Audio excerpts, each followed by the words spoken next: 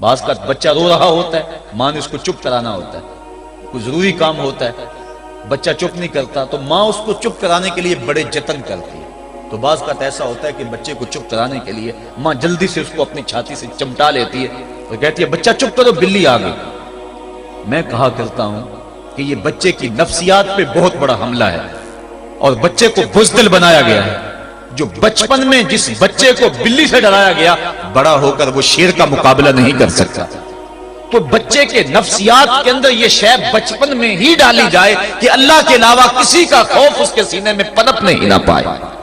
یہ ہے تربیت جو ہم اپنی اولاد کی کریں، اور ایک یہ تربیت ہے جو اہل ایمان کی محمد عربی نے کی تھی۔ 313 ہو کے جبر کی قوتوں کے خلاف کھڑے ہو گئے۔ جب عمیر نے جا کے رپورٹ دی نا ابو جہل کو کہ وہ تو 3 اونٹ کھا سکیں گے، اور 300 سے کچھ کم اور کچھ زیادہ ان کی تعداد ہے، اس سے زیادہ نہیں ہے، میں خوب وادیاں دیکھ آیا ہوں، میں خوب ٹیلے دیکھ آیا ہوں، تو ابو جہل نے سنادید قریش کو بلا کر کہا عمیر کی رپورٹ سنو کتنی حوصلہ افزا ہے، صبح لڑائی کی نوبت نہیں آئے گی، صبح تو رسیاں کٹھی کرو، جکڑ جکڑ کے مسلمانوں کو اونٹوں کی پشتوں پہ باندھ لیں گے اور پھر سین حرم میں جا کے کعبۃ اللہ کی دیواروں کے ساتھ باندھ دیں گے، لوگوں کو تماشا دکھایا کریں گے کہ یہ نیا دین لے کر آئے تھے اور یہ ان کا کیا حال ہے۔ جب اس نے رعونت بھرے اتنی زبان سے اس کے جملے نکالے تو عمیر جو سارا منظر اپنی آنکھوں سے دیکھ کر آیا تھا، ابن حشام میں لفظ موجود ہیں، اس نے کہا وَلَٰكِنْ رَأَيْتُ يَا مَعْشَرَ قُرَيْشٍ الْبَلَايَا تَحْمِلُ الْمَنَايَا، اے قریش کے سرداروں اتنے بھی تکبر میں نہ آؤ، میں اپنی ان آنکھوں سے دیکھ کر آیا ہوں کہ یثرب کی اونٹنیاں اپنی پشتوں پہ نری موتیں اٹھا کے لے آئی ہیں، ان کے بدن پہ چیتڑے ہیں، ان کے پیٹ کمر سے لگے ہوئے ہیں، لیکن وہ زخمی سانپوں کی طرح پیچ و تاب کھا رہے ہیں، کل ان میں سے کوئی نہیں مرے گا جب تک تم میں سے ایک ایک کو لڑ نہیں جاتا۔ تم تو یہ کہتے ہو رسیاں کٹھی کرو، میرا مشورہ مانتے ہو تو رات کے اندھیرے میں بھاگ سکتے ہو تو بھاگ جاؤ، اس قوم سے لڑنا تمہارے بس کا روگ نہیں ہے جو مرنے کے لیے آئی ہے۔ اتنی بڑی قوت کو دیکھ کر ان کے سینے میں خوف پیدا نہیں ہوا، بلکہ آپ جانتے ہیں بدر کی تاریخ گواہ ہے کہ 2 گھوڑے تھے، ایک روایت میں صرف 1 گھوڑا تھا، 6 زرہیں تھیں، 8 تلواریں تھیں، 70 اونٹ تھے، اور جن کے پاس تلواریں نہیں تھیں انہوں نے کھجوروں کے ڈنڈے توڑ لیے اور ہواؤں میں لہرانے شروع کر دیے۔ جب یہ ملکوتی قافلہ مدینے سے باہر نکل رہا تھا، دکانوں پہ یہودی عیسائی بیٹھے تھے، انہوں نے کہا مسلمانوں کس بل بوتے پہ جا رہے ہو، کس برتے پہ جا رہے ہو، کون سا آسرا ہے تمہارا، آلات حرب و ضرب تو تمہارے پاس موجود نہیں، اتنی بڑی قوت سے ٹکرانے جا رہے ہو جو کیل کانٹے سے اور اسلحے سے آلات حرب و ضرب سے لیس ہو کے آئی ہے، تم مقابلہ کیسے کر پاؤ گے، کس بل بوتے پہ جا رہے ہو۔ حضور کملی اوڑے ساتھ ساتھ چل رہے تھے، صحابہ نے اشارہ کر کے کہا نہ تیغو تیر پر تکیا، نہ خنجر پر نہ بالے پر، بھروسہ ہے تو اس سادی سی کالی کملی والے پر۔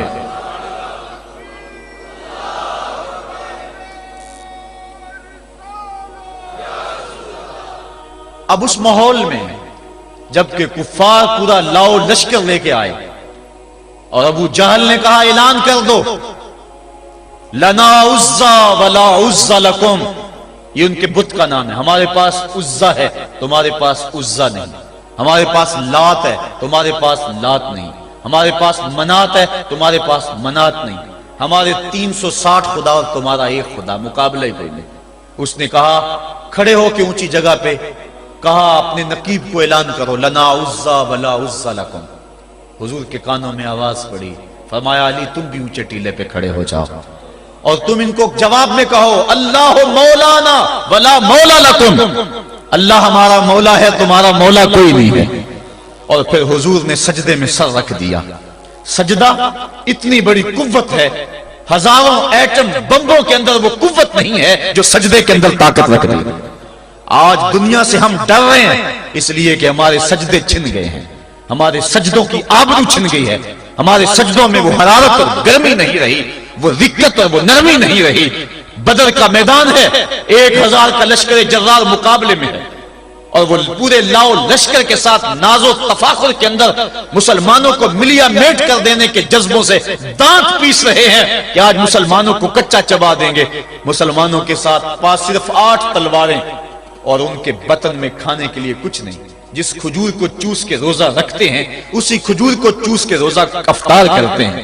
یہ حالت مسلمانوں کی، بدن پہ چتھڑے لگے ہوئے کپڑے ہیں، عجیب حالت ہے.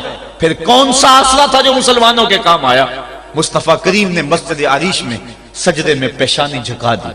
حضرت ابو بکر صدیق رضی اللہ تعالیٰ عنہ فرماتے ہیں میں حضور کے ساتھ تھا، ساری رات مصطفیٰ روتے رہے، آنکھوں میں آنسو ہیں. حضور کی چادر سر انور سے سرک کے حضور کے کندھوں پہ آ جاتی، پھر کندھوں سے پشت پہ آ جاتی. میں اٹھا کے حضور علیہ السلام کے سر پہ رکھتا اور کہتا حضور بس کرو. حضور بار بار روتے اور اللہ کی بارگاہ میں سجدے میں سر ڈال کر التجائیں کرتے. لفظ کیا تھے محبوب کی زبان پہ؟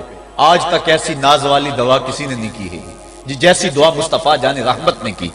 مصطفیٰ کریم سجدے میں سر رکھا ہے اور کیا کہا؟ اللہم ان تہلک ہذہ العصابہ لم تعبد فی الارض ابدا. میرے مالک میں نہیں کہتا کہ ان لوگوں کو بچا لے، دیکھ میری زندگی کی کمائی یہی 313 ہے جو میں تیری چوکھٹ پہ لے کے حاضر ہو گیا ہوں.